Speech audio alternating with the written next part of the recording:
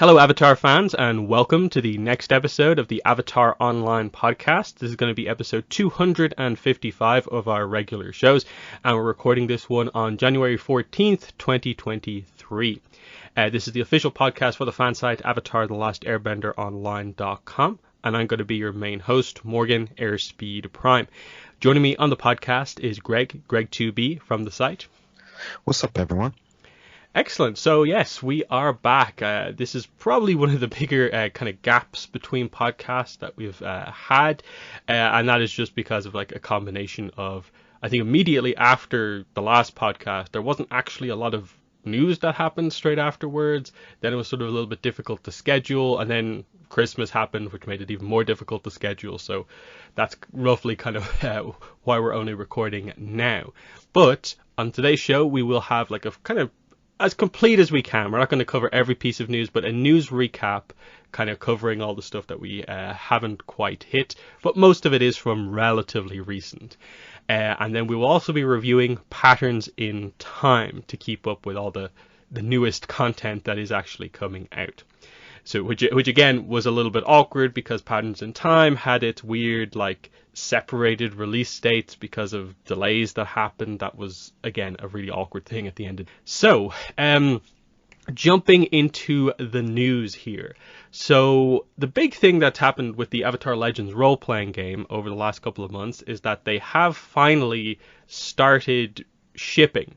Shipping has been basically ongoing since pretty much like early December, and it's still ongoing now and looks like it will pretty much still be going, probably finishing up in maybe like early February at this point for certain regions. Based on their most recent update, it seems like sort of like Australia, New Zealand, that region is mostly done. There's only like a couple of orders left.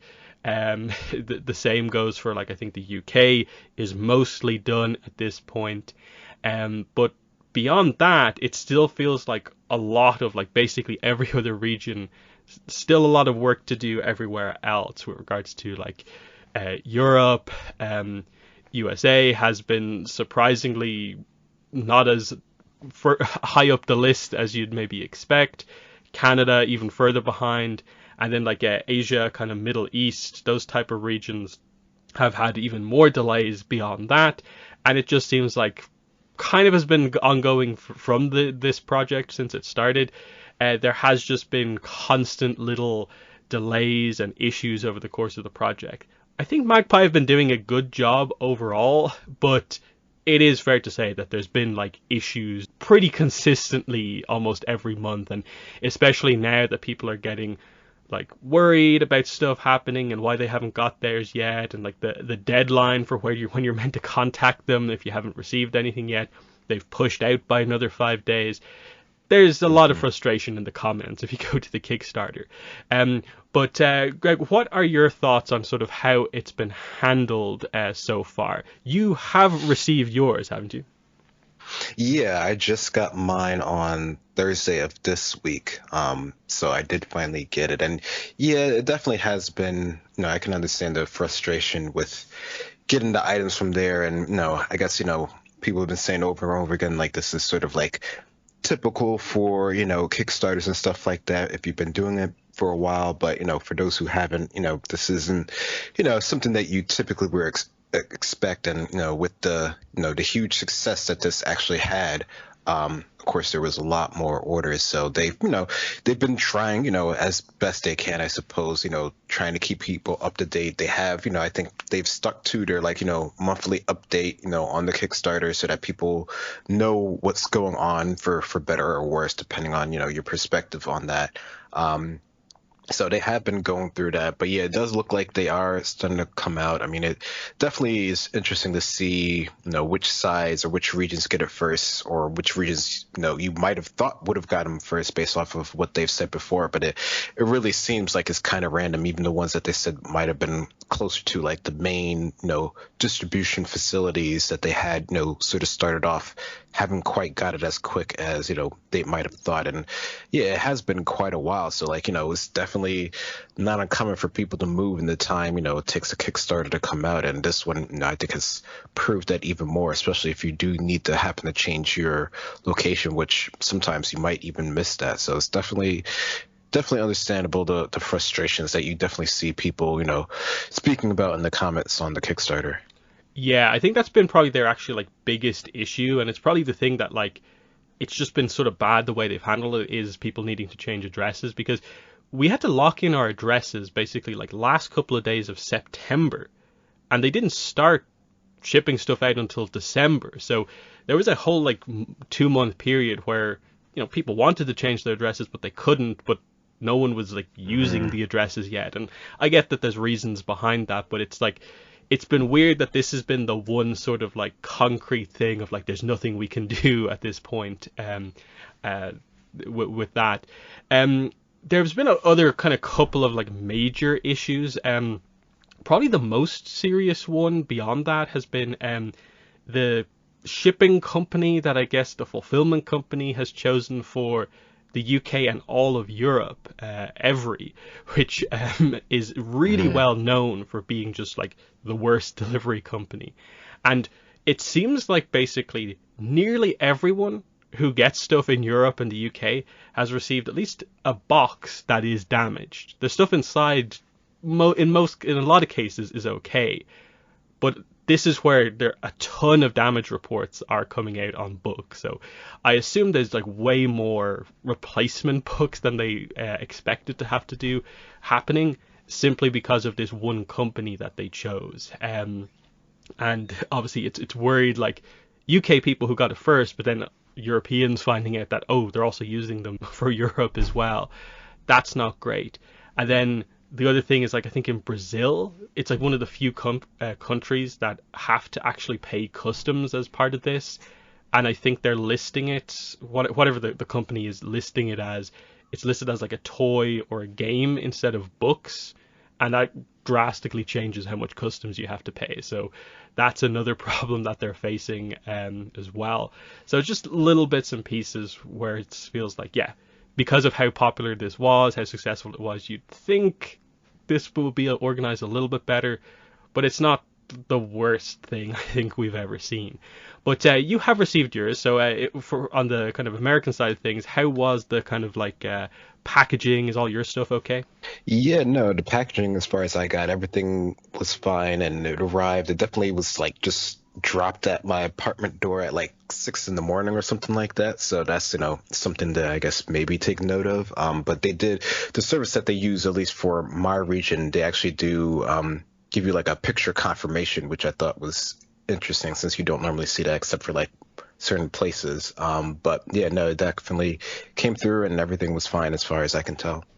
And for me, I have not heard anything about mine yet, so it seems like I'm going to be in the last week of European orders. We'll see how that goes. Again, the 20th is when they're saying you should like report your thing as missing, even though it hasn't shipped yet. So we'll see how that all goes.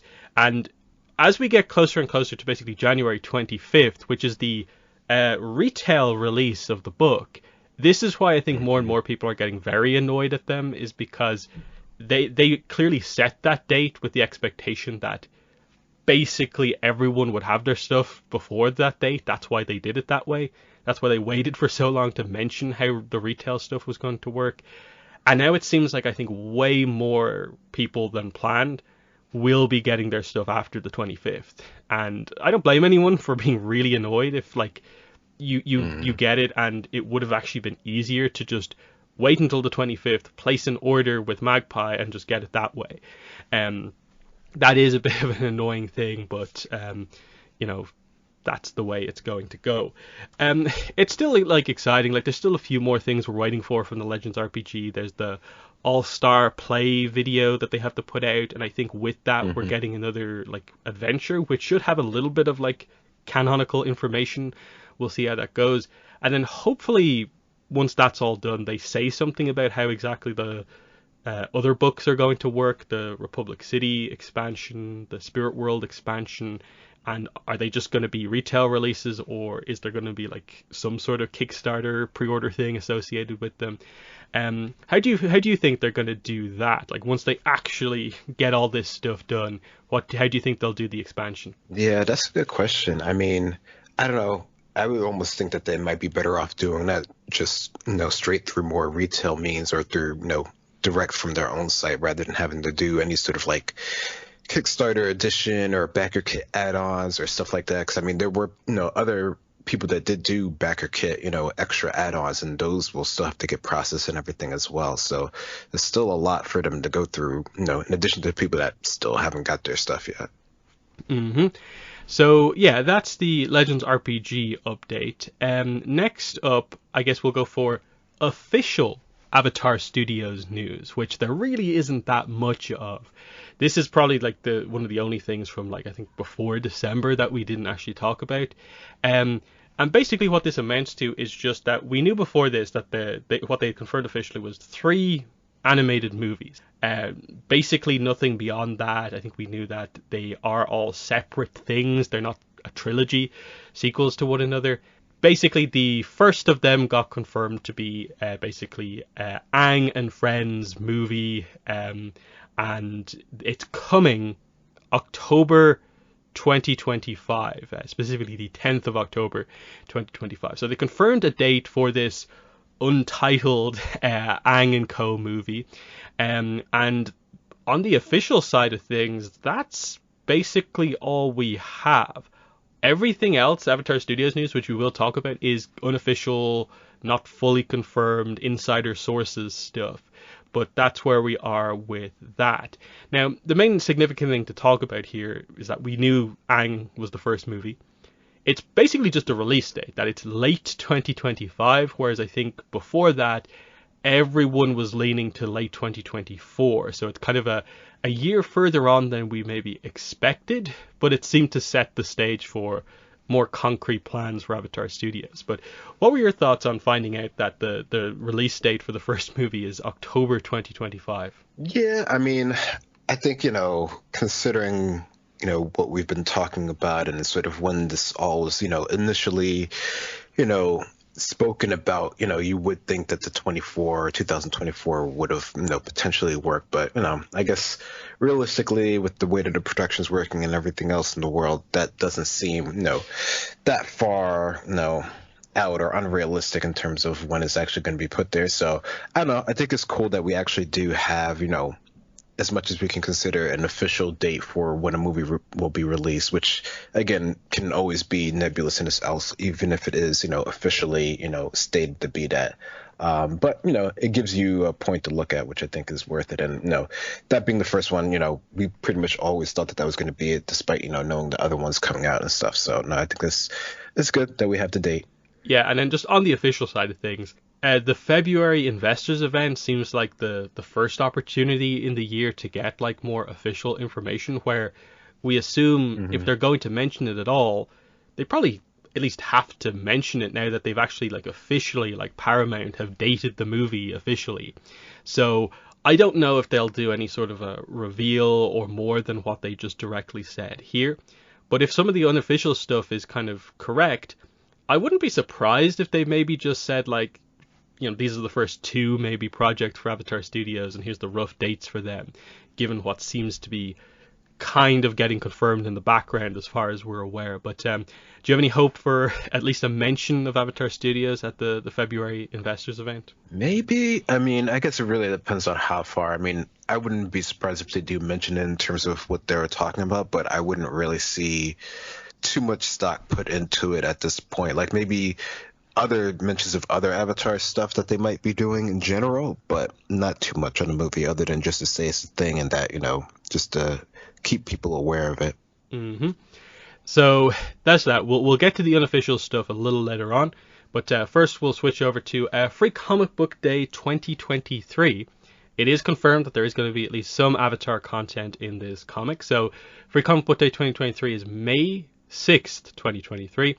And we are getting a Star Wars The High Republic cross Avatar The Last Airbender book. So half of the book is Avatar, half of it is Star Wars. Now, it's specifically ATLA here, not Korra. And we do have a description, and we have the creative team. And so the creative team is going to be Amy Chu writing, and then art by Kelly and Nicole Matthews, who together are Kicking Shoes. So if that creative team seems familiar, that's the same creative team that was meant to be doing the Avatar section of the 2022 Free Comic Book Day book. Now, we don't actually know for sure this book is the same as that previous one, because we never knew what specifically it was about necessarily, just that it was an ATLA story. The description here, which we actually have one this time, so that's an improvement in the marketing this time out. In Avatar: The Last Airbender, Aang and his friends come across a village decimated by the Fire Nation. One survivor, a young child named Lumi, refuses to open up to anyone except fellow Earth Kingdom native Toph. So that's going to be our story. So this will be interesting to see if we ever get confirmation about what exactly happened with the ATLA story from last year, and if it's the same as this one. But it's nice that we are going to get a Free Comic Book Day book this year, because it's going to be needed. Like, we don't have too much stuff planned for the first half of the year, so this being there just before we get to the midpoint of the year is good. But what are your thoughts on the announcement so far about this year's Free Comic Book Day book? Yeah, I mean, I'm glad that, it's getting another one. It's always good to see it. I think, with everything that's, potentially planning and happening, it makes sense for them to keep the sort of ball rolling on sort of, having an Avatar comic in the Free Comic Book Day comic. I mean, it would be cool if we could get, a double, like we have gotten some in the past, but at least we're getting one. Mm-hmm. And as for the kind of story stuff there, that seems like an interesting idea for a story. I have to assume that it's potentially set during the show.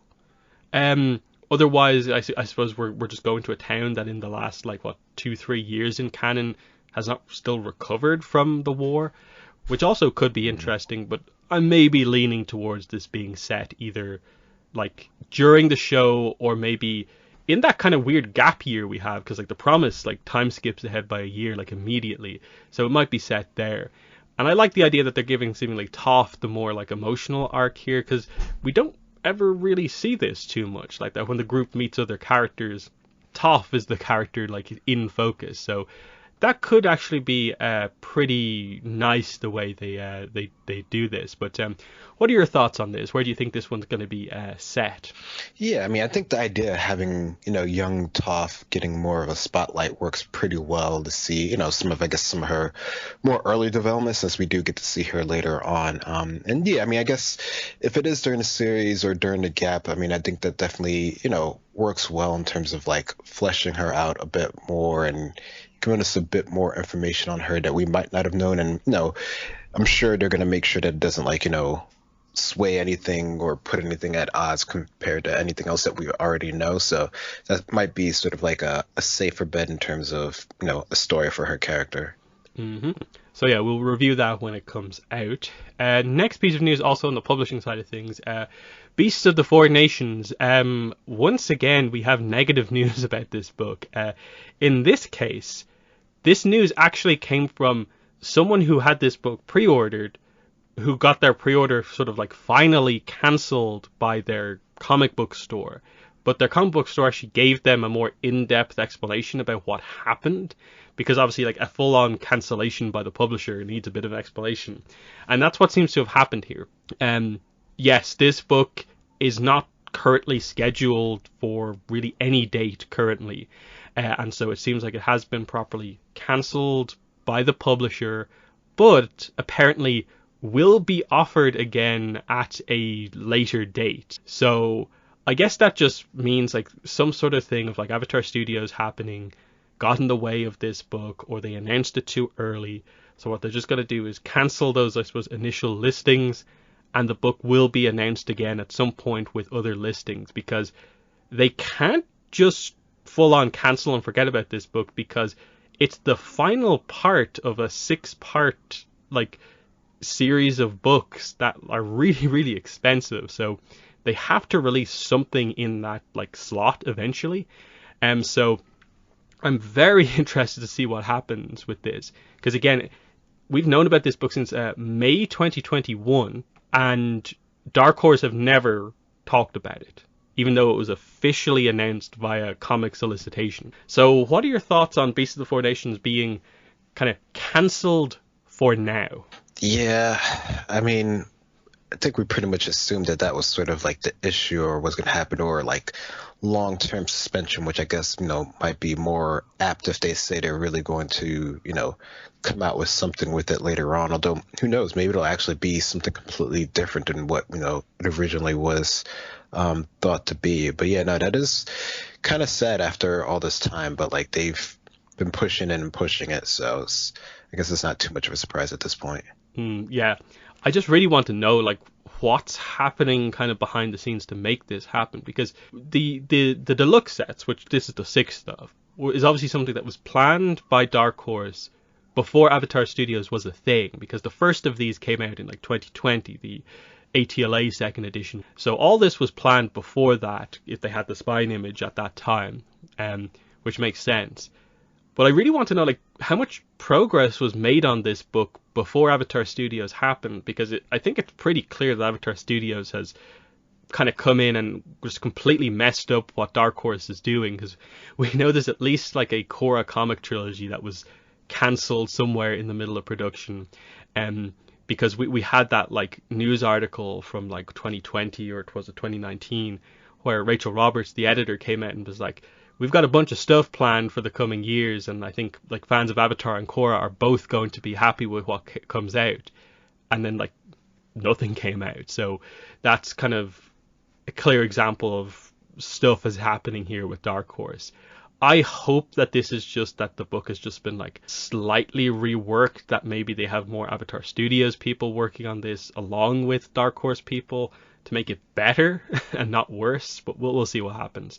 I do think though that like you can't leave people who have the first 5 of the 6 books, deluxe books, waiting that long. So I'm still expecting to probably hear something about this like this year. But do you have any kind of thoughts on that? Just the fact that this is meant to be the final book of 6 and how that factors into things? Yeah, I wonder how much that factors into their thinking. I mean, considering how long they've waited already without really giving any sort of like official notice from them directly, I mean, clearly it's not like they're not going to like sweep it completely under it, but like, I don't know, with everything else that they seem to be producing and, all the other live and animated productions, I wonder if they're going to rather wait to like time it with something rather than just have it, sort of come out randomly. So I don't know if I would really be expecting to hear anything from them, soon on this. So there's that. Now we'll get into the unofficial rumored Avatar Studios news, which was the big thing in December. Like you couldn't possibly be online and looking at Avatar stuff and miss how big this news was in December when Avatar News dropped this. So this is sort of like technically I suppose 3-stage thing. The first big thing he put out was that exclusive, that basically the first Avatar Studios series or show is going to be about the Earth Avatar that comes after Korra.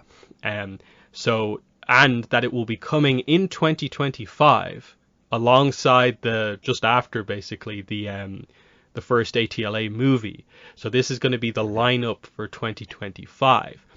Also with this is that apparently he also has information to suggest that there will be a movie about this Earth Avatar after Korra coming at some point in the years following the series.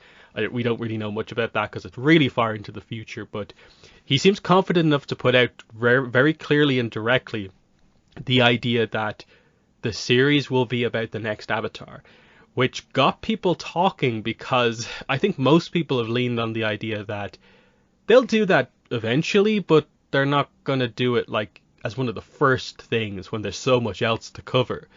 But I guess this is Mike and Brian showing us that they're going to do some of the earliest content, updated Avatar The Last Airbender, and advance things forward as well. So very, very interesting. But what are your thoughts on that first piece of information, that will be the first show from Avatar Studios? Yeah, I mean, it definitely, made a lot of people talking when they heard that, especially considering a lot of people were still really, wanting to have more, information and more, stuff on Korra's side of things. So I definitely saw a couple people, or a bit of, vocal people at least, sort of a bit, I guess sort of upset at that. But, in terms of pushing things forward and continuing the series, I mean, it does seem, it would be cool to keep things, fresh-ish and new. And, I guess the way that they see, that progressing is to go, to the next Avatar, which, if they want to keep going, that definitely seems cool, and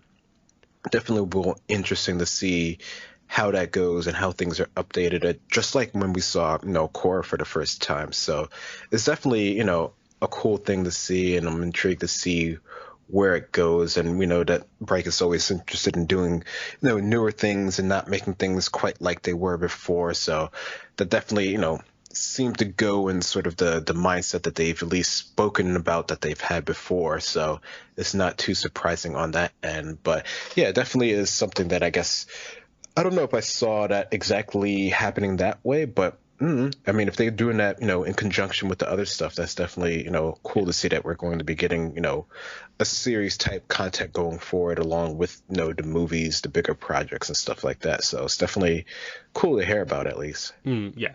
Yeah, there's definitely been a lot of like the really hardcore Korra fans online. Whoa, like this news basically like they've killed Korra type thing. And it's a bit weird because obviously we've been through this exact thing before. This is basically exactly what they did with Aang going into Korra, where they, apart from like the fact that we had ongoing comics, they basically skipped the entire like what happens to the gang as adults, and to this day have really not filled in the gap like that much, which is why everyone is still so eager to see that first ATLA movie. Gonna be the first time seeing that in so many years. And I think it's just a similar thing here. Yes, it's frustrating because they're basically creating another gap, and it's not really fleshed out all that well. But the whole point of Avatar Studios is that they're doing multiple projects, and as we'll get to in the next piece of information, they're planning to do a lot of them somewhat quickly. Not a large gap between them. Korra is going to get a project eventually, and even the unofficial information seems to only have information on like the first 3 projects, when it seems like there's about 7 or 8 at least going around in Avatar Studios as pretty much confirmed projects that they will put into the schedule at some point. So Korra is going to get stuff. She won't be completely forgotten in all of this. I'm more and more getting around to the idea of like, okay, this will be interesting to see how they do this, because another piece of kind of like rumored information seems to suggest that the time gap between Korra and this new Avatar will be kind of big enough that we're basically doing sort of like cyberpunk style Avatar. Now, people seem to lean into the idea that that piece of leaked information is actually like, this person can be trusted. So, that's very, very interesting. So the technological advancement, it seems like they're going to lean into that quite heavily. But that piece of information also suggested that like there'll be more flying airbenders than we've ever had before. That there'll be more energy benders around, which is more leaning into the spiritual side of things when we're expecting technology to be the absolute focus. So they're going to do something interesting with the Avatar world while also doing high tech, and I think that's going to be very interesting to think about.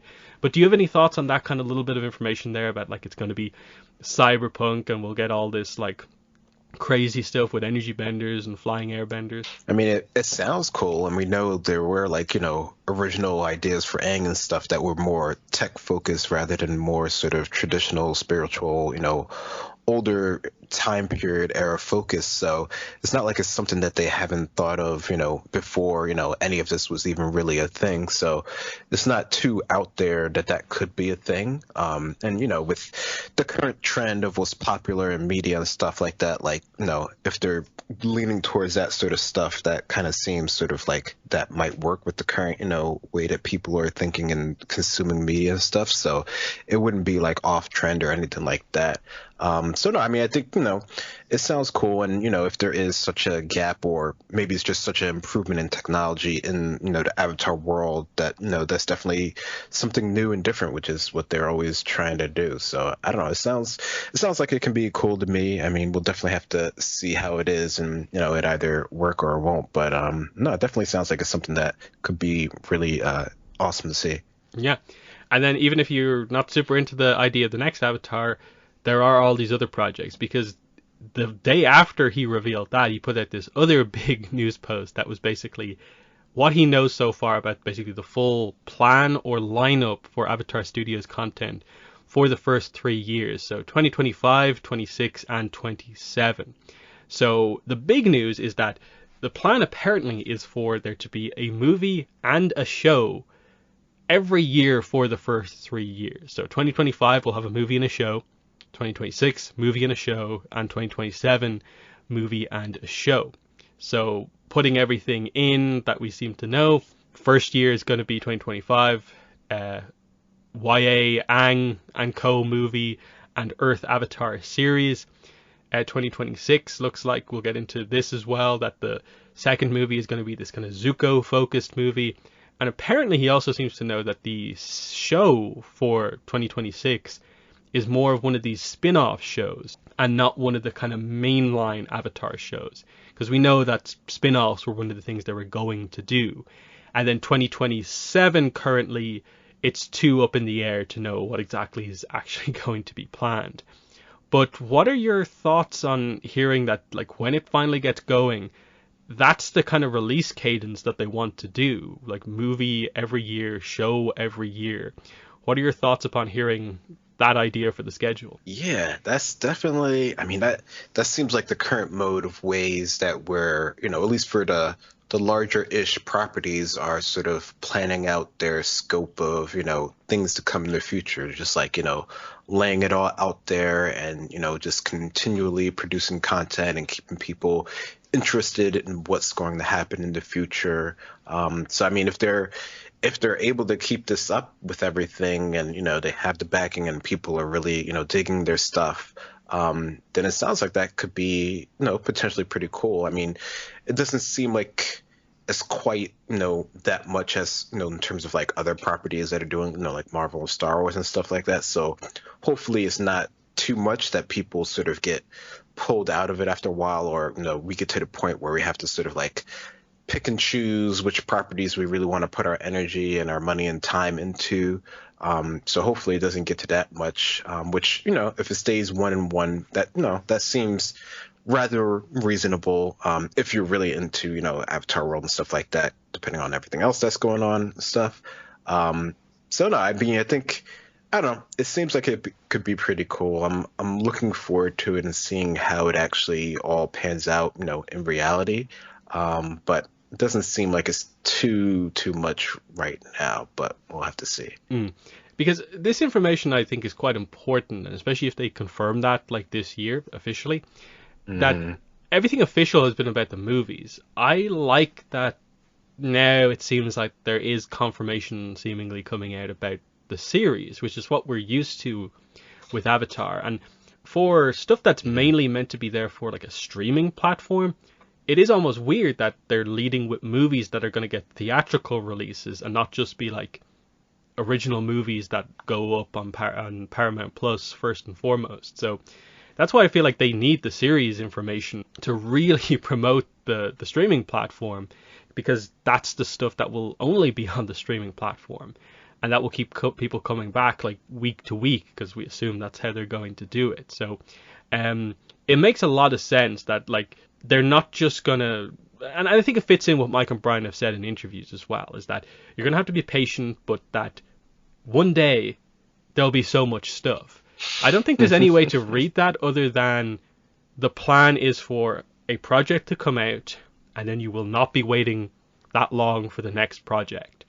That it's going to be completely different than like the way Avatar has been up to now, where 2005 we get ATLA, 2008 ATLA ends, 2012 Korra starts, 2014 Korra ends, and then it's going to be 11 years between end of Korra and start of Avatar Studios, they're trying to avoid those giant gaps. And if they plan it well enough, they can do it. Because I've seen a lot of people saying, like, there's no way they'll be able to do that. But if they have the support that they seem to have, and they just get, like, another animation studio on board, they can do this. Because, especially on, like, a show, shows are capable of putting out, like, 12, 13 episodes a year. Because once Korra got into its flow, that's basically what they did. Like, the gap between, say, like, book 3 and 4 was really brief, and even 2 into 3 wasn't, like, that long. And so they put out, like, most of Korra over the course of, like, pretty much just a year. And then if they have, like, a separate studio doing movies, a separate studio doing animation for the show, and then potentially if they even have, like, another animation studio doing this, like, spin-off show that works differently and maybe has a different episode count, there's definitely time to do this across 3 years. And I think that's why there's actually, like, a year kind of extra lead-in time to this, and potentially why it's changed from 2024 to 2025 is to make sure they can actually put out content at a decent cadence. But what are your thoughts on that? Just, like, production wise, can they even, like, feasibly do that many products in a row?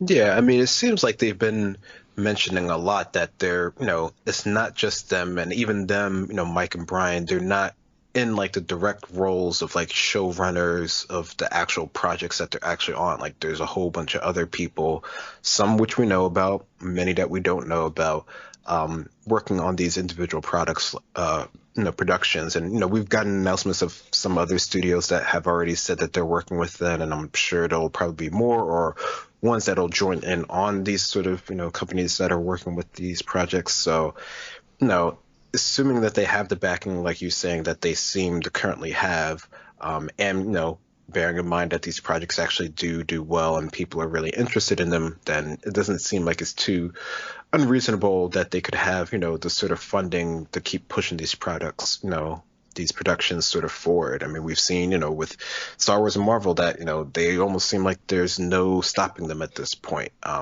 Despite, what you might think of the quality of certain ones up and down and whatnot, they're still going forward. So in this day and age, it doesn't seem unrealistic anymore to think that this can be the way that they're able to continue the content and stuff, which, like you said, might be the reason why we do have the extra year in order for them to ramp up and to actually plan everything and to keep things going. It all just depends on how good the stuff is that they actually come out with. Mm-hmm. Because I think from the Paramount perspective, like, they want, like, a franchise that is capable of doing something like this. They seem to actually view Avatar as being capable of doing that, and that's what Mike and Brian are trying to do. So it definitely seems like it's possible. Like, I assume there'll be delays. Stuff will get delayed, different projects will get delayed, but I don't think there'll probably be a time for these kind of plans for the first 3 years where there is, like, a year and a half gap between projects. Because I think when they first announced the 3 movies, that's the sort of one kind of, like, maybe negative to it. It's just like, oh, so we get our first movie, it's this 90-minute movie, and then we have to wait, a year and a half, 2 years for the next movie-level animation project? That doesn't seem to line up with what the scope of the studio is. So hopefully they'll confirm stuff with the series that makes this unofficial information make a little bit more sense.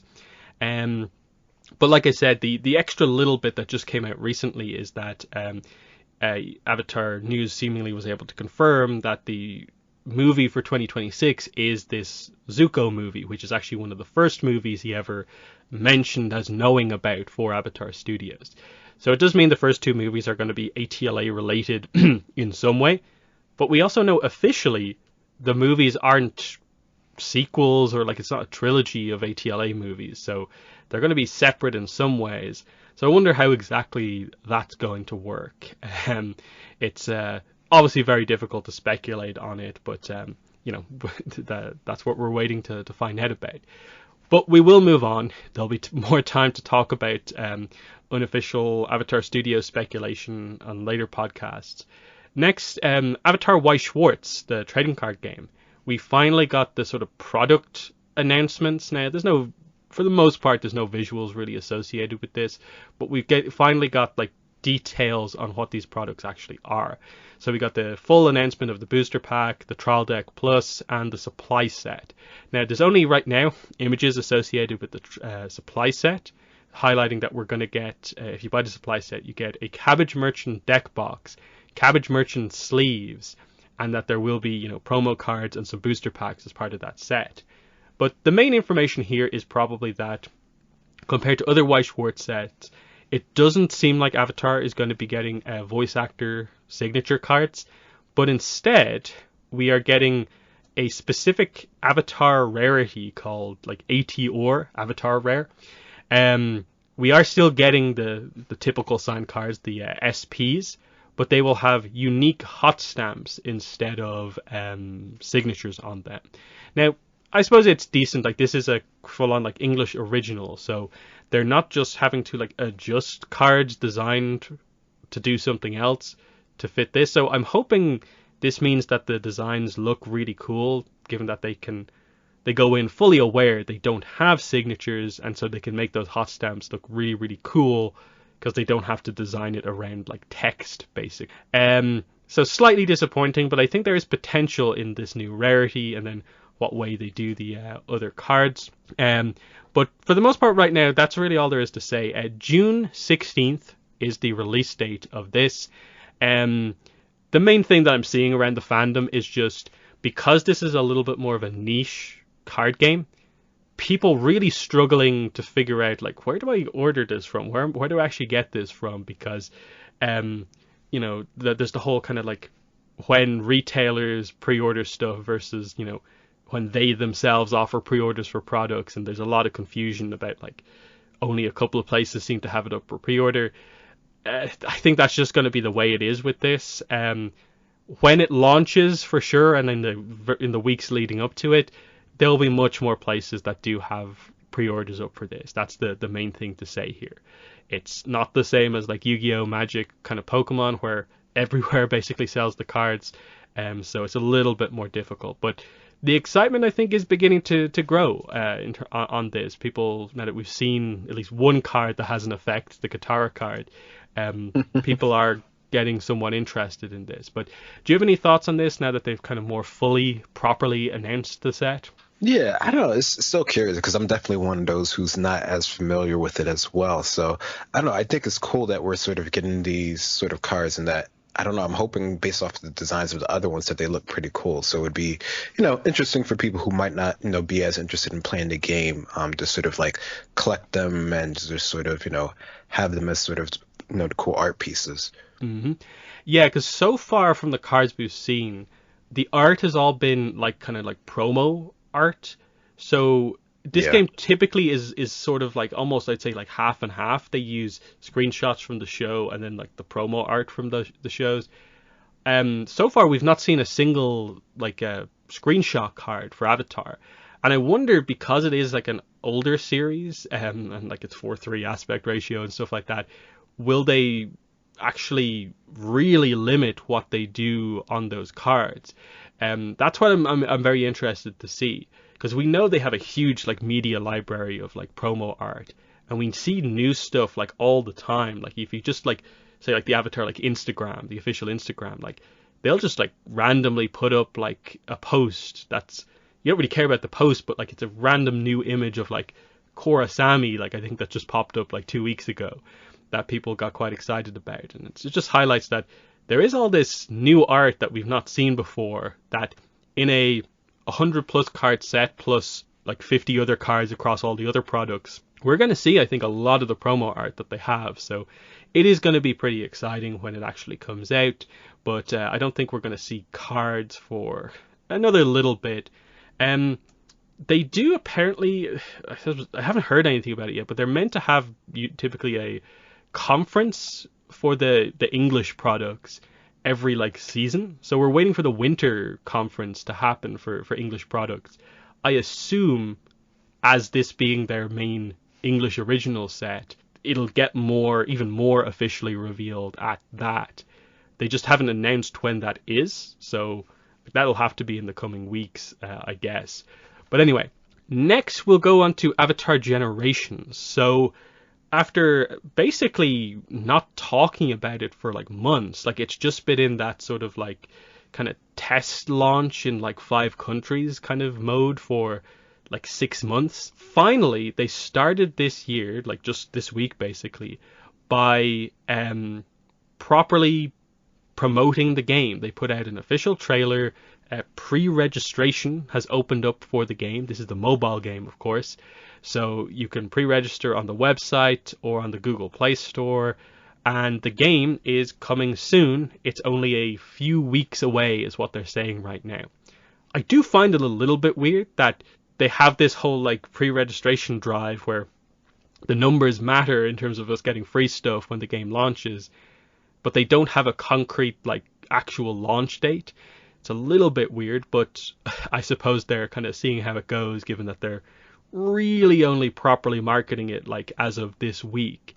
I was given early access this week, so I have played it for like kind of 5-6 hours, and I'll talk about that in just a second. But what are your thoughts on what you've seen so far? Now that it's been more like officially announced, you know, we got the proper trailer showing off what it is and so on. What are you thinking about what you've seen so far? Yeah, I mean, from what I've seen so far, from just the trailer and sort of, I guess their general marketing material, I mean, it seems like they're at least trying to make a good leeway into it and whatnot. I mean, without the definitive date, that does seem kind of nebulous in terms of how everything's really going to turn out. But they have the pre-registration up there, so I'm sure tons of people have already signed up. You've already gotten access to it, so it definitely seems like they're trying to make a good go of it. I mean, again, it is one of those things where it's like it's a mobile game, but it's from a popular franchise, so like there's a reason why they're sort of marketing and trying to put it out there, even if, half the people quite aren't, as excited about it as they would be, considering this actual intended platform release. But, it seems like they're trying to make a good go of it, and it really will just depend on how it turns out as the actual gameplay and stuff. Mm-hmm. Yeah, and like, there's a few things to talk about, like, surrounding this, because I've seen a lot of, like, people being like, why is this a mobile game? Like, where's the actual Avatar video game that we want? And it's like, we've known about this for a while. Like, Avatar Generations is the mobile game. Mm-hmm. Like, that is what it is.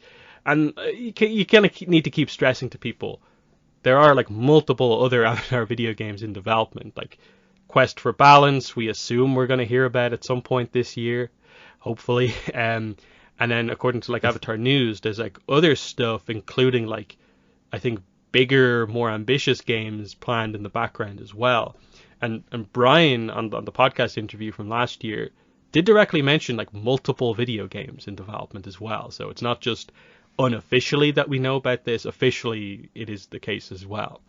Having played this for a little bit now, I think it's like a pretty good mobile game. Like obviously, like it's free to play. Does have all the sort of microtransactions in it, but it never like directs you towards the shop for the most part. Now, if you go in there, like it's not great in terms of like obviously the value, and like you could spend a lot of money to get very little items is my kind of impression of it. But I think that's just the way these games tend to work. But I didn't put any money in, and I'm making like okay progress. That I think is also just the way these games work, is that if you're not putting money in, then it's more like you spend your time to make the progress. But I think it's pretty solid. I think you can tell like it's a pretty high quality game. The graphics are actually like pretty good for a mobile game, and you can tell that the developers like and know Avatar, because even though it's just ATLA for now, there's a lot of like references to like the comics and stuff like that. Some of the kind of like summon items and stuff like that is like the Spirit Wolf from The Search, and Ursa's masks is one of the items that you can equip if you get that. Jiang from Katara and the Pirate Silver is one of the characters as well. So you can tell they're going somewhat in depth, and that when we get the confirmed new content that includes like Roku, Kyoshi, and some of the other past avatars, that's going to be very, very interesting. It's a little bit sort of, as a hardcore fan, like it's a little bit boring at the moment, because I'm literally just sort of trying to like grind through the early episodes where the story I know completely, and I'm waiting to get to just some of the more kind of like interesting stuff. But that's just the way it's going to be. Some people are going to like completely love that all the ATLA stuff is there, and it is more of the hardcore fans that have the kind of ATLA burnout because like all the merchandise is ATLA and stuff like that. But yeah, I'm going to continue playing it like after it properly launches. I'm not going to go like crazy putting like tons of time into it, but I think it's a fun game to just put on, do a couple of battles, advance the kind of campaign, the storyline a little bit, gradually, build up the currencies, do the summons to get what you can.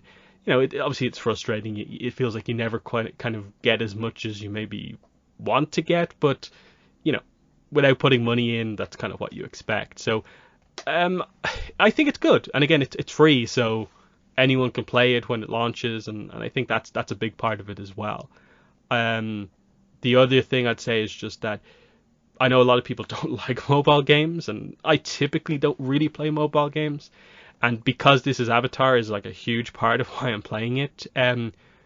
But I think it's a good sign for the franchise that we're going to get this, I think, well done mobile game that I think will be successful. And that's usually a good sign of like a kind of healthy franchise, is that you have one of these games there that is getting regular content. And the fact that they're planning to do more detailed content on, say, Kyoshi is a good sign overall. So, I'm pretty interested to see where they go with this. But for like the, podcast discussion side of things, yeah, it's probably only going to get talked about properly when it launches, and then whenever they do their like Kyoshi Roku event, that sort of thing. But that's Avatar Generations coming relatively soon.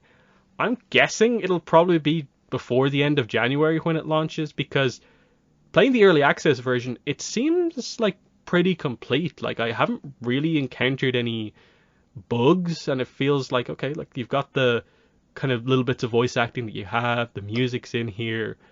It's pretty optimized right now, because again, it's been tested in a few countries for like months and months, so I think they know what to do overall. But do you have any final thoughts on Avatar Generation? Yeah, I mean, I don't know. I mean, I think it's definitely something that's worth trying out if you're a fan of Avatar, just to see how it works. It won't sort of like, you don't have to get too invested. I think that's sort of the key thing. But like you said, I think the idea that we are getting, an Avatar game in any sort of form that's dedicated just to it, because we've had like a lot of like tie-ins, for the past, couple years or whatever, in other mobile games and, other even like, PC games as well.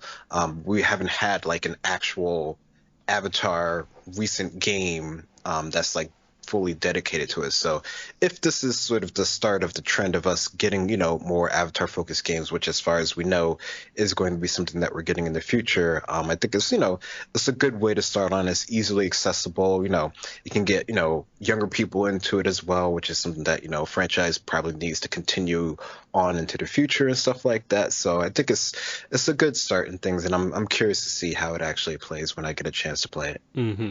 Yeah, and in terms of like the actual gameplay, it's like a kind of RPG, basically turn-based. Each character has like a core like passive ability, and then 2 attacks, like one basic, one advanced, that's on like a cooldown, and then you can equip, you can equip basically like an animal companion to them to increase their stats, a relic item to them, but then also there's this like 6 like lower level items that's like, there's like a mask, a feather, a scroll, a map, an amulet, and I forget the other one. Like there are 8 specific different types of items that you can equip to your character to like increase their stats and decrease them. So there's depth here if you want it, but then you can also play the game where it's pretty simple, of just when it comes to attack, you choose one of your 2 attacks and that's it. So it's a nice blend, but we'll move on for now. So the last piece of news I have here is that the first comic delay of the year has already happened, unfortunately. So the Avatar Chibi comic, Volume 1, Aang's Unfreezing Day, has been delayed from January 31st to March 28th. Now, this delay is only for the mass market, like bookstore release date. It is not for the comic book store release date, but this does mean that the largest release of the book basically is going to be heavily delayed. This includes the digital version as well. So it means most people are not going to be able to read this book until March. And that's far enough away where like there could even be another delay on top of that. But based on the fact that it's only for one distributor here, this probably is the final time it will be delayed. And it fits with a lot of the delays we got right at the end of last year. But it's unfortunate that this is happening. Hopefully this doesn't affect like the books that we're actually looking forward to, like the Azula comic when it finally gets announced.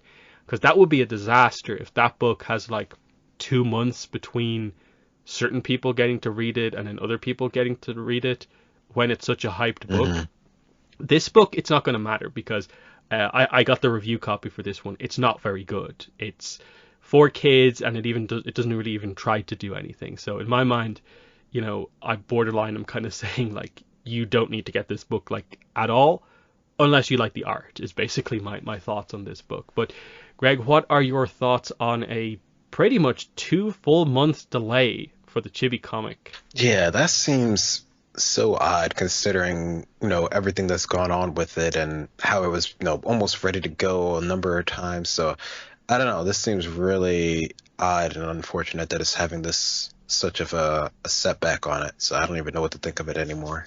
Yeah, so like I think the fact what's happened here is it's definitely that sort of like shipping distribution delay, because like I got a review copy, so the book is done. So it's not anything on the art or the writing.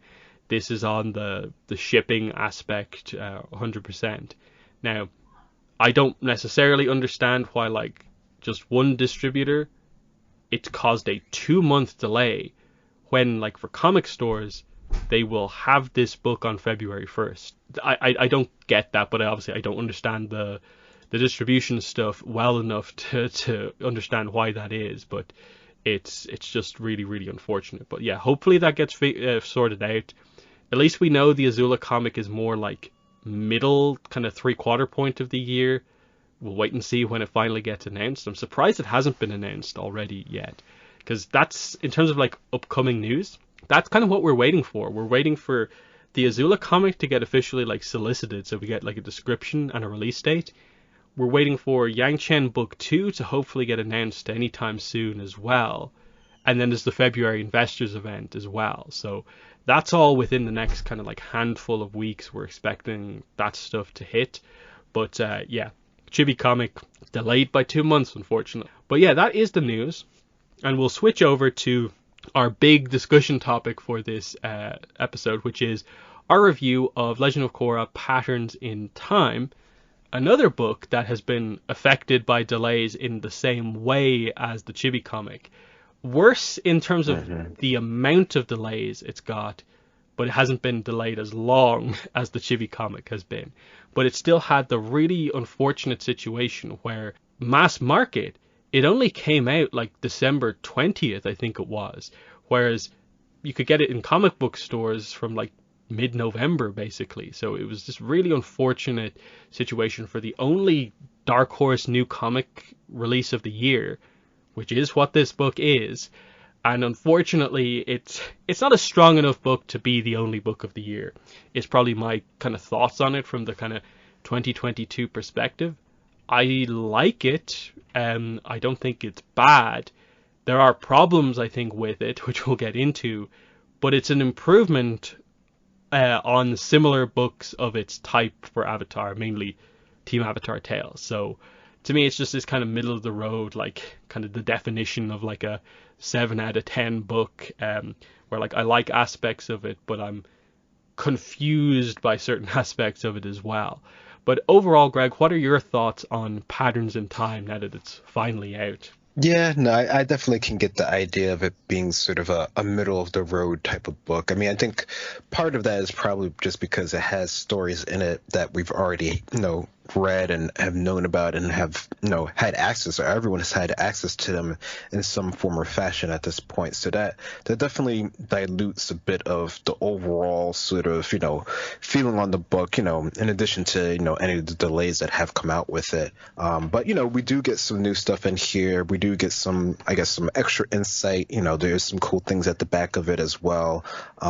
So, there is something to be seen from actually having the book in whatever format that you actually have it in. So there definitely is some cool things with it. It just happens to be that it's just, as you said, as sort of like a standalone book for the year, and sort of not really pushing too many things forward than we've already known. That kind of just sort of detracts from this overall sort of, score that it could potentially have. Yeah, like, only Dark Horse proper release of the year, apart from the free Comic Book Day book. This is meant to be effectively our Korra 10-year anniversary release as well. That was initially part of the marketing. They dropped it though upon actual release. And effectively what it comes down to is, I think when you read this book, the new comics that we get here are very solid. Some of them are actually very good.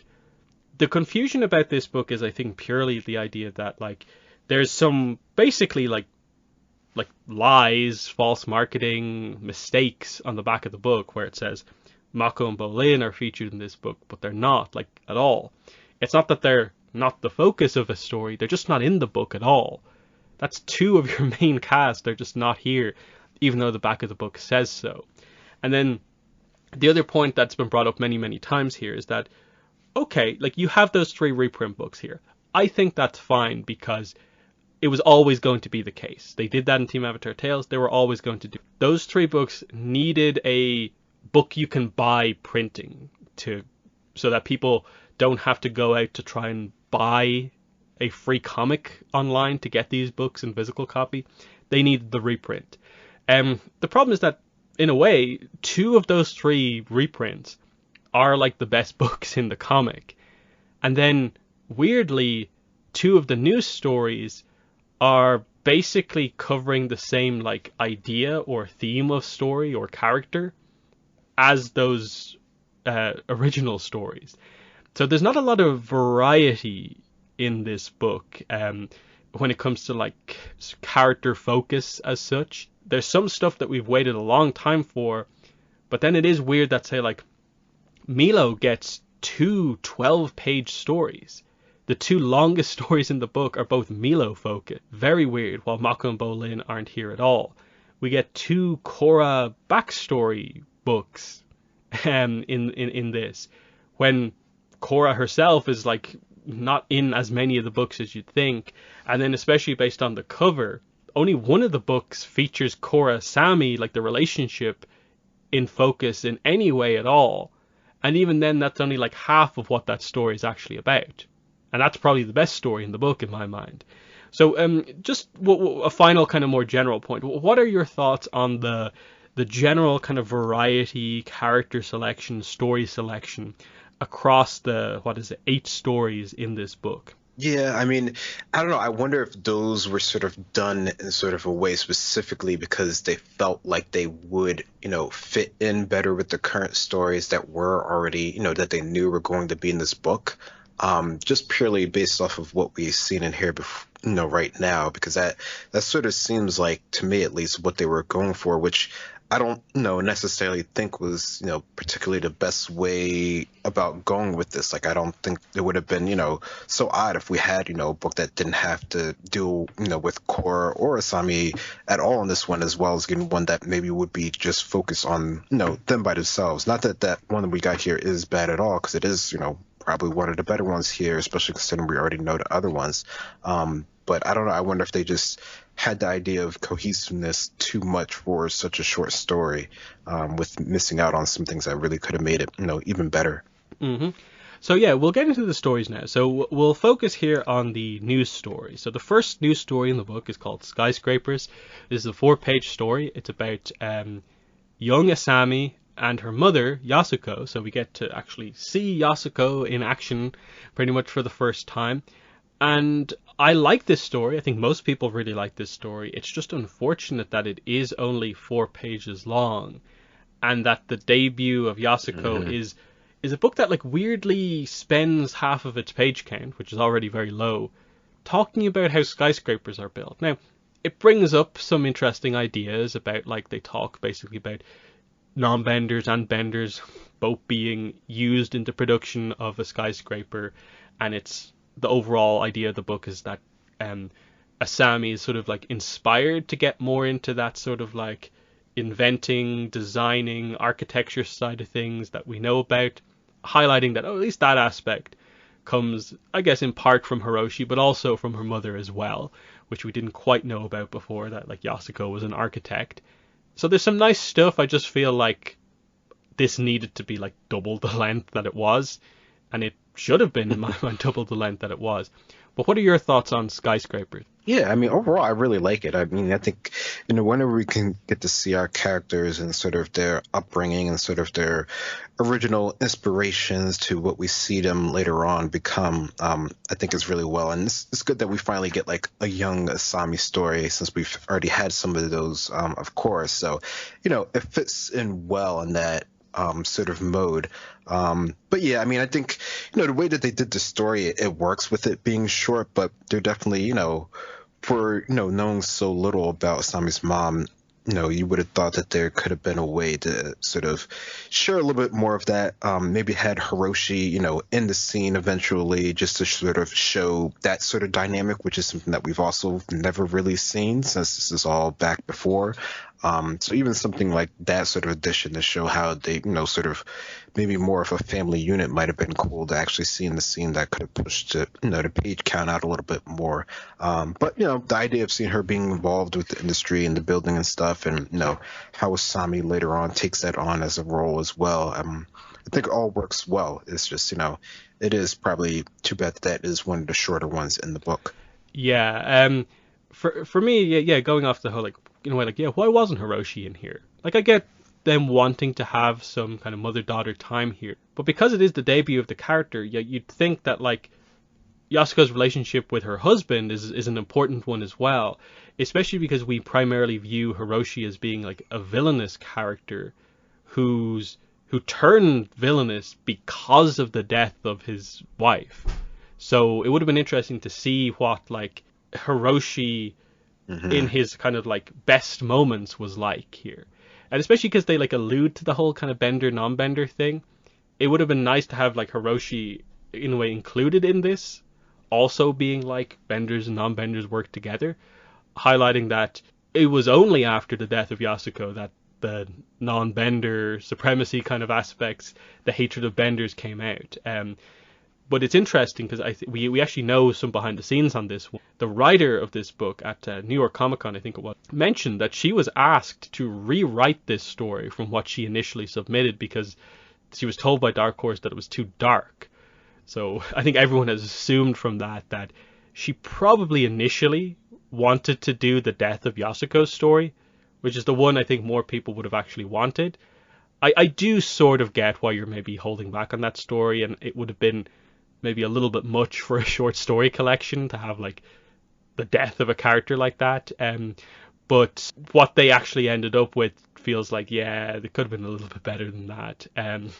But yeah, like you say, it's good for what it is. Like, it actually like accomplishes quite a bit in only 4 pages, but it needs to be longer, and hopefully we'll get more Yasuko at some point in the future. Next story is even shorter. It's the shortest one in the book. It's a 2-page story called Wisdom, and it's about Guru Lahima. So basically what we get here is this young airbender goes up the mountains near the Northern Air Temple to try and get some wisdom and information from Guru Lahima. And when she asks, he basically gives her a pearl of wisdom that is effectively like, what is wisdom? What are you like? Why are you specifically seeking wisdom out, given like what wisdom is, and that it's formless? Is it this? Is it that? For only the wind remains when all else is gone. And then the end of the book is like, so it is written in the poems of Lahima. And as others have maybe pointed out, does this maybe imply that this specific airbender here is the author of Poems of Lahima? A kind of interesting connection. But kind of weird that the book does just randomly have a 2-page Guru Lahima story. We see him from behind. We don't really get a proper look at him. He looks like an airbender as expected. But what are your thoughts on Wisdom? Yeah, I mean, I don't know. The idea of it is really cool. I think, like, we know about this character. We know he has, so much in terms of like, their nomad culture and stuff, and the fact that he has, the first, reported ability to actually, fly, unassisted is really cool as far as we know. So like, the idea of this being a story, I think is really cool. But yeah, the idea of it only being 2 pages and just sort of, I don't know. To me, it definitely stands out as like the odd one out of this whole book. I think, it's cool, and it's, I guess it fulfills that sort of variety role that we sort of were mentioned that we might have wanted more of.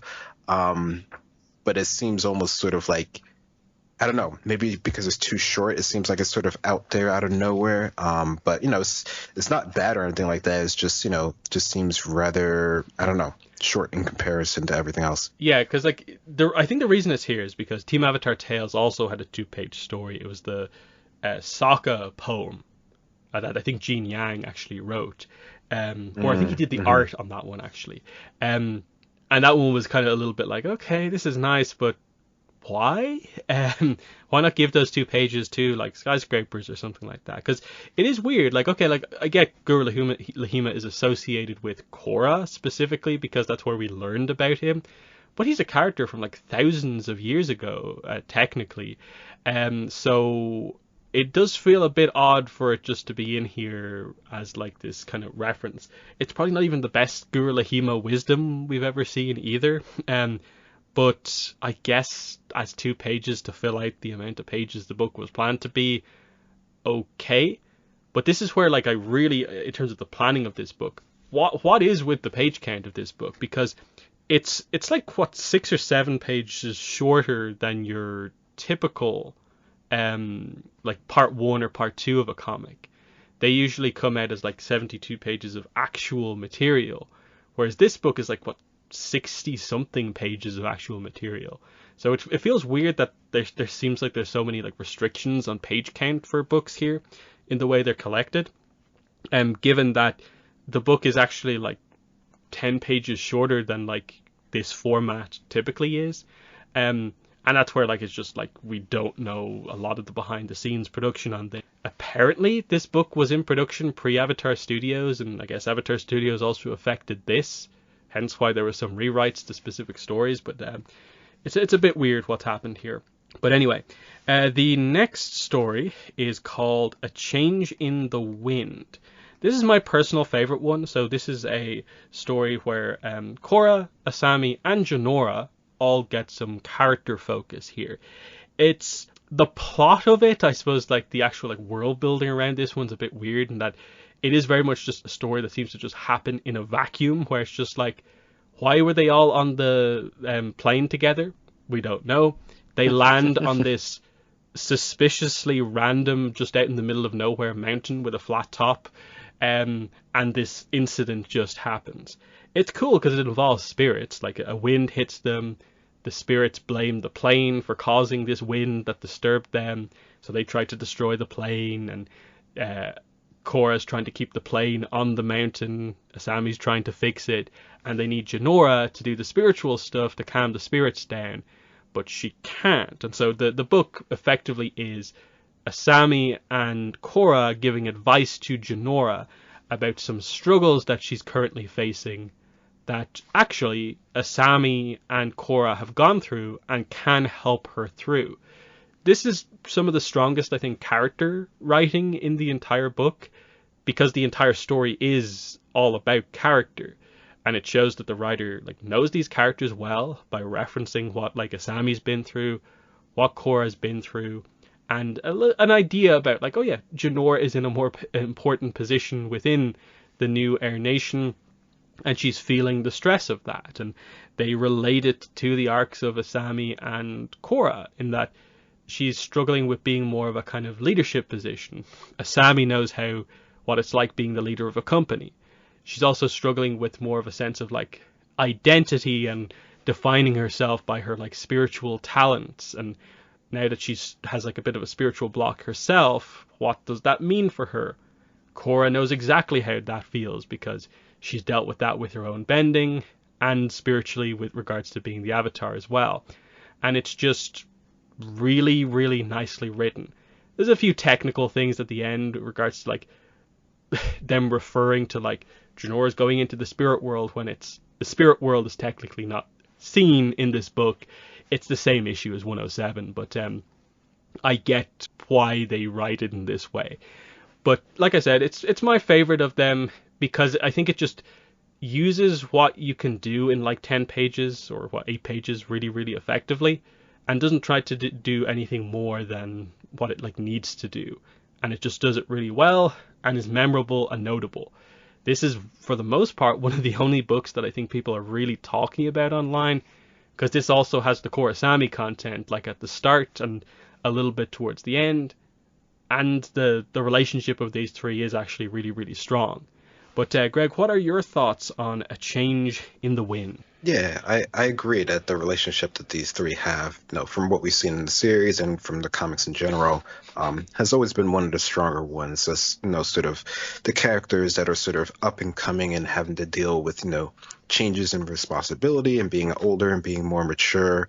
So I think they play off of each other really well, which I think the writer of the story does a really good job of that and showing that Jinora is really struggling with this, but she has people that she can rely on now to help her, and they've gone through basically the same similar things. So I think that definitely works really well for the story, and the art works really well for this one. So I definitely can see why out of all the stories in this book, this would definitely be one of the standout ones, especially for people who sort of were really sort of banking on this being sort of the Korra and Asami more focused book. This is the story that focuses on it the most, so I definitely see why it would stand out in that regard, and it definitely does feel like one of the better ones here, even if like you mentioned at the start, is sort of like in sort of a vacuum in terms of its placement and things, which isn't like the worst thing. Like these are sort of short stories. I mean, I'm sure if we really wanted to, we could try to sort of place it on the timeline of when it might happen, but it also doesn't necessarily have to be particularly anywhere that really sort of matters, just sort of after the fact of the main events that happened. Yeah, like about all we can really say is that like it's post book 4, I guess. But we'll just assume that it happens somewhere. Next one here, a new story, is called Weaver's Ball. So this is a flashback story.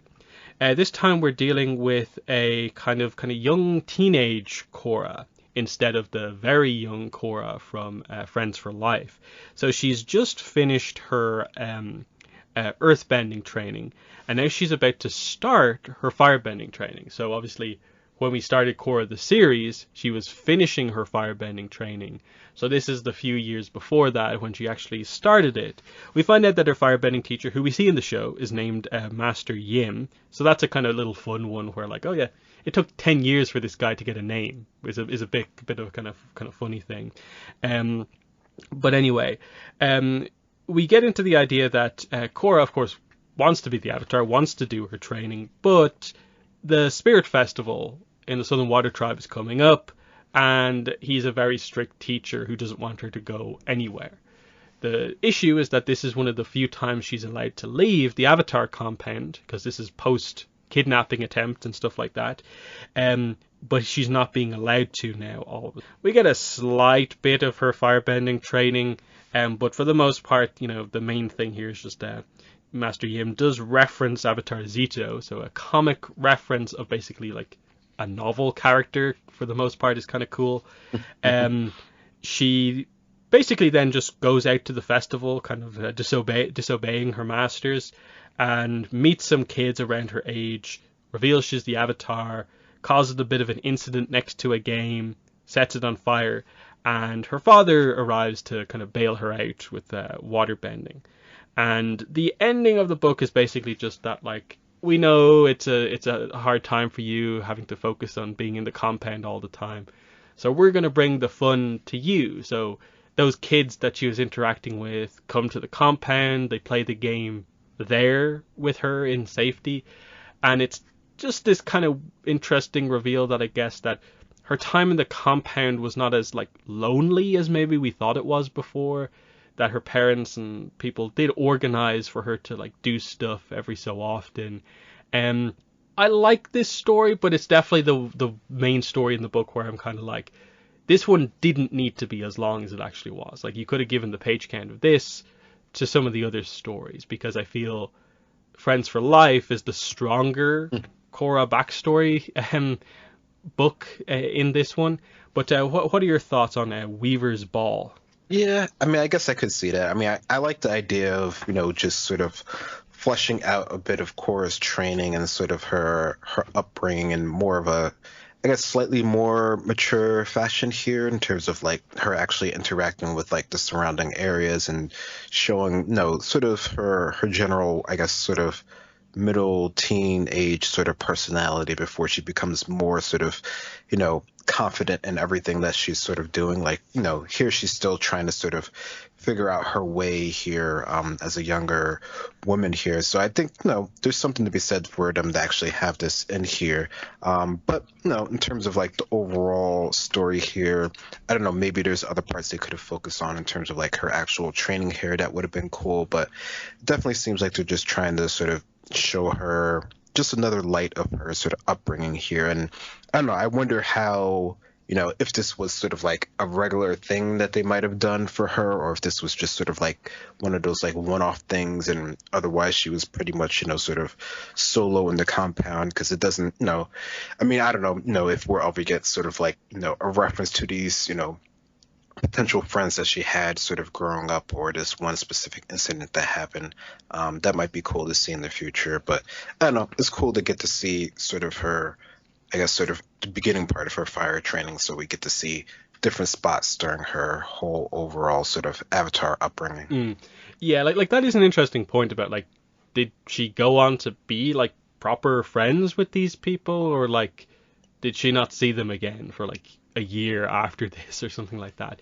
The implication, like based on like Korra, does seem to be that like Mako, Bolin, and Asami are like her first like true friends, kind of almost, apart from Naga, of course. So it's a bit of a weird one, and that's why like this one maybe doesn't accomplish as much as you think it does, but it's interesting enough. The final news story is Cat Owl's Cradle. So this is our other Milo focused story. The interesting thing with this one is that the artist here, Alexandria Monique, is going to be the artist on the upcoming Korra comic, starting with the Mako one-shot comic or whatever it is. So there's an interest in this one just from that. But also I'd say this is probably the most surprising book of them all, in terms of like, oh, they're actually doing something interesting with this. Because the first Milo story in the book, Lost Pets, from a previous Free Comic Book Day, is like solid, but doesn't do that much. This one actually delves into some quite interesting ideas here, because they of course team Milo up with Bumi, with the idea that these are both characters who are sort of positioned similarly, I guess, in their kind of families, and who have this like experience of their fathers both having been very, very busy. But Bumi has, grown at this point to better understand, Aang as a father, and like what his responsibilities were. So he's able to sort of help and guide Milo through this moment of Tenzin not being able to sort of commit to like a promise to bring him somewhere that he had made previous. And yeah, this is one of the longer, I think it's the longest of the news stories. It's like 12 pages long. And they're able to have like a full on action set piece, and it feels like a proper like beginning, middle, end. Some nice emotional moments as well as the two talk. And I like that they reference Aang here. They connect Aang and Tenzin and their responsibilities together, and Bumi's able to help Milo, and then Milo's even able to help Bumi a little bit by being like, hey, I heard Dad always kind of compliments how good you are at bending, and like how hard you're trying with it, and that's kind of nice. And even the little bit with Aang at the end where they're like, oh, the reason he came to this island is because this weird statue of Wang Mo just reminded him to always be kind of like, keep that fun side of his personality up, because that's who he was. Don't lose that in all the responsibility. So that's why he always came here like alone and never brought even Tenzin here. So I actually end up quite liking this one a lot. It is just one of those things where, like, yes, it is very, very noticeable that out of complete random decision making, there are two quite long Milo stories in this book, which a lot of people are obviously going to have a problem with when so many other characters don't get any focus. But this second one here at the end is actually quite good in my mind. But Greg, what are your thoughts on Cat Owl's Cradle? Yeah, I definitely didn't have any issue with this one in terms of the length or, just in general being here. I think this one is definitely warranted in terms of having a sort of development and a story and just sort of, giving us the idea on just sort of, Bumi's sort of upbringing, how it relates to, Milo's sort of current upbringing and just sort of, understanding the dynamics of, their parentages and how that, plays in things going forward. And yeah, they do have, the time for an action set piece here, which, it isn't crazy or anything like that, but it does, show you, just a little bit of things of the fly rats and stuff like that. So, it definitely has sort of the funness that you would sort of typically expect from sort of like a Milo focused comic, but does have a lot of heart to it, which I think is, something cool to see. And, we don't always get to see, sort of Bumi's sort of more mature side. So I think it's always cool when we do actually get to see that from his character, despite sort of the antics that he might actually get up to. So it's cool to see how these two characters can relate to each other overall. So no, I thought the story was pretty good. This was a nice one. Yeah, and I think it's especially important that they do these type of stories because pretty much it feels like every month, like on Avatar Twitter, the Aang was a bad father discussion keeps coming up, and now at least there's another piece of content to be like, hey, they've developed this, they've addressed it. Here's Bumi and how he actually feels about Aang. Here's a different perspective on it. It probably still won't help that discussion still happening, just because that's the way some people are. But it's nice to get these kind of references to that material as well. So yeah, there are all of the news stories. So I suppose we'll just wrap it up here with a sort of like, I guess what were our top 3 favorite stories from the book. So include the reprint stuff here as well, because I think it's important to highlight that, like, how is the quality of the new stuff versus the older stuff. For me, my top 3 is probably, I still think Friends for Life is probably my favorite of all the short stories that we have for Korra so far. I just think they got it completely right. Especially that last page that actually has the montage through like Korra's life. Really, really nice. So that's probably my favorite one. I'd actually say Clearing the Air, so the 2021 free comic. The Tenzin backstory one, that's probably my second favorite. And then 3 is Clearing the Air, which is one of this. That'd be kind of my order. I want to sort of include Skyscrapers, but I just think it's too short. That, like, I don't think it does much apart from, hey, it's Yasuko, and it's kind of cute, Asami and Yasuko.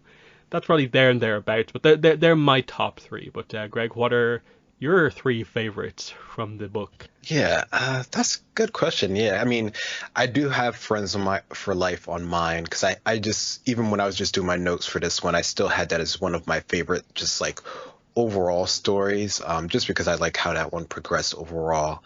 I think I have Cat's Cradle on my list as well. I really like sort of, their sort of bonding and their sort of understanding of, or at least beginning of understanding of how their fathers were. And I don't know. I mean, I probably would go between either Changes in the Wind or Clearing the Air, just because I like sort of seeing sort of Tenzin's sort of upbringing and sort of, him not being so perfect and everything, and sort of having to sort of, understand people a little bit better, especially since you do have sort of Aang thrown in there as well. So I guess those would be my top sort of 3/4 from this book. Mm-hmm. Yeah, and I think that's pretty similar to what most people probably do say, that, like, yeah, there's not a lot of people particularly mentioning, like, wisdom outside of the, like, hey, isn't it random that this book has a Guru Lahima story in here and all that sort of stuff. But yeah, it's that weird thing again of, like, when you actually go through it, there is some good stuff in here, but like some of the decision making is kind of very weird, where it kind of feels like, how, if you're given the task of creating like a book of short stories about Korra, did you ever end up with like this combination of story? That's, I think, the most like confusing thing about this book. Like, who did you ask? Who confirmed this? And so on. Because like, I think if you asked any fan, like, does this look like a good like variety of stories? No one would be like, yeah, this is exactly what I want, given that it has 3 reprints. Just very, very weird. I suppose just one final thing, like, do you have any thoughts now that you've like read the book on like what happened? Like, do you think it's just a marketing mistake on the back of the book that it mentions Mako and Bolin when they're just nowhere to be seen at all in the actual book? Yeah, that does feel pretty odd. I mean, I don't know. I feel like in the time it took this book to actually sort of come out, and with everything that sort of conflicted with sort of Avatar Studios, that sort of got lost in sort of like the editing mix, in terms of like when they would actually be able to sort of like change things and whatnot. Because it does seem very sort of odd that they're not there, considering it's on there. And, you know, most likely there's no reason why you wouldn't have a book that's focused on Korra, in any sort of regard, not have the 2 of them. So that definitely does seem like a missed oversight there. Mm-hmm. So yeah, there is our discussion on Legend of Korra Patterns of Time. You can see we got through that like relatively quickly, because there's unfortunately not that much to it ultimately. This would have been nice as like a book in addition to other releases during the year, but as the lone release it doesn't. And I've mentioned this a few times in like videos of late, but this is the real highlight, I suppose, of like, we're entering basically close to like our 3rd year of Avatar Studios being a thing, and we're still trying to get back to the level of publishing that we had before Avatar Studios. Because like in 2019, what Dark Horse released was Imbalance Part 2, Imbalance Part 3, Runes of the Empire Part 1, Runes of the Empire Part 2, Team Avatar Tales, so the Avatar equivalent of Patterns in Time. And then that was also a year where we had a novel. We had the first Kyoshi novel come out in the same way we had Yang Chen this. So it's just an example of like, in 2019, Team Avatar Tales could be this like free book where it's like, yeah, it wasn't that great, but look at all these other great books that we have here. A similar book, it's better than Team Avatar Tales, gets quite heavily criticized just because there's nothing else like at all to go with it. And like, even if you include the Free Comic Book Day Beach Wars story in here, I don't think it changes that much. So there is a weirdness there about like how like that's how Avatar Studios has affected Dark Horse, that there was only one new book this year for them. So they need to get back on track, and that's why I think it's quite important that as we go through this year, that Azula release goes well, and that I think they really need to make sure they get that Mako book out this year as well. I'm a little bit worried that like that might fall off into next year when it doesn't really need to. But where are you at in terms of just like your kind of hopes and expectations for the year, more on the kind of publishing side of things? The big news on like Avatar Studios, we're still a little bit up in the air if we're going to hear much. Yeah, I don't know. I really would hope that the sort of publishing side of things picks up now, more so, mainly just because it seems like, you know, Avatar Studios is more established now, that they can actually sort of, you know, direct things and actually have them coincide, so there won't be as many issues in terms of like, you know, oh no, you can't do, you know, such and such story because we have plans for it, which, you know, is fine. But now that they know that they have those plans, things can hopefully run a lot smoother, or get like, you know, the approvals from the get-go that this is going to work or not work. Like, they won't have to like rework something just because, you know, something else is going to happen. So I don't know. I think I have a little bit more hope for it now, mainly because things seem to be a bit more established, but there's still a lot up in the air in terms of, you know, them actually announcing and pushing things forward. So I think it's more of a waiting game, even for just, you know, the publishing side of things, unfortunately. Mm-hmm. Yeah, and I suppose like while we're talking about that a little bit, like obviously we're waiting for Yang Chen Book 2 to hopefully get announced this year. Abrams did announce already their 2024 calendar. Now, the 2023 calendar was a bit of a mess with what happened with it, but they're doing something interesting with the 2024 one, where they're no longer doing stuff, I guess, with the artist from the covers of the novels, they actually seem to be somehow joined up with Dark Horse, and the calendar for 2024 is going to include art from the comics instead, which is interesting. It makes me more interested in it as a release, because I was really worried they're just going to do the updated for 2024 and change like 2 images out. But now it's going to be a full kind of comic collection thing, which could be somewhat interesting to see how exactly that works. Again, I wonder how the like licensing on that works, where it's like Dark Horse and Abrams are both publishers that use Avatar, but now it's Abrams using Dark Horse images, but we'll wait and see what happens there. I hope it's more than just like the comic covers as like the big promo pieces of art for the comics. I'd like for them to more kind of curate it from like certain panels and cool shots from inside the book as well. But do you have any expectations for how they're going to do the calendar using comic art? Yeah, I don't know. I mean, they'll have like, access to the high res stuff and all of that, so it could be pretty cool. But I don't know if they're just doing sort of like, like maybe it's like the hardcovers and calendar format, like that might be cool for those of us who don't have like the hardcovers of everything. But I could still see a lot of people being like let down if they went that sort of route. And it's not like they're gonna do, I mean, I would suspect they're not gonna do like all originals or get the artist back or do something like that. So I don't know, it'll be interesting to see what they really pick and choose to actually use for that. I mean, they have plenty of content to go through to pick sort of the ideal things for the months of the year, so they definitely have options. Mm-hmm. Yeah, but either way, it just highlights that we are waiting for quite a lot of books to be announced, that the year sort of is going to be make or break on certain books happening. Because I think either way, I think the Azula book is going to be pretty hype when we get it, but it needs a little bit of backup, and that Mako comic could be quite good as well. And if the Yang Chen book is good, that's good. An Avatar comic, a Korra comic, and a novel in the same year hasn't happened a lot. So that will be a good move. And if the Korra, the Republic City Legends RPG expansion is good and has new information, then it looks like it's going to be, I think, a pretty decent year with like Avatar Generations maybe having some new stuff as the year progresses. So stuff is for sure happening, definitely. But yeah, that pretty much is the end of this podcast.